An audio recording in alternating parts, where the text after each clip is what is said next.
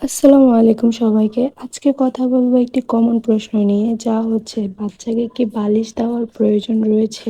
যদি আমাকে জিজ্ঞেস করেন, আমার অভিজ্ঞতা থেকে বলছি একদমই না। আমার মেয়ের এখন ৫ মাস রানিং। আমি তাকে এখন পর্যন্ত কোনো বালিশ ব্যবহার করাইনি। মাশাআল্লাহ, ওর মাথা গোলগালি আছে। আমরা সবসময় শুনে থাকি যে বালিশ না দিলে মাথা গোল থাকে না, মাথা চ্যাপ্টা হয়ে থাকে। এটা আসলে ভুল কথা।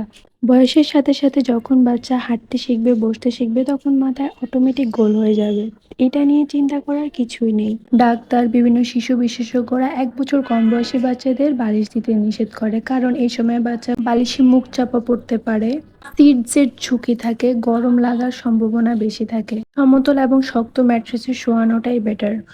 যদিও আরশিয়াকে আমি প্রথম ১.৫ মাসের মধ্যে কিছুদিন বালিশ ব্যবহার করিয়েছিলাম গোল করার জন্য। বুঝে নিত বাঙালি মা বলে কথা, যদিও এটার কোনো প্রয়োজন নেই, এবং এটা বোঝার পর থেকে আমি আর তাকে বালিশ দেই না। যখন দেখলো আরশিয়াকে বালিশ ব্যবহার করাই না, তখন নানু তো খুব ফায়ার। বুঝে নিত মায়ের উপর মা, তাদের উপর কথা বলে তো কুরুক্ষেত্র হয়ে যাবে। নানুর চাপে কিছুদিন বালিশে শুয়েছিলাম, এরপর থেকে আবার এখন আমি বালিশ ছাড়াই ঘুমাই। এই ভিডিওটা যদি আমার মায়ের সামনে যায় তাহলে আমার খবর আছে। যাই হোক, ভিডিওটি অনেক বড় হয়ে গেছে, তারপরে আশা করি আপনাদের কাজে লাগবে। আপনারা বাচ্চাকে কিভাবে ঘুম পাড়ান, বালিশ সহ না বালিশ ছাড়া?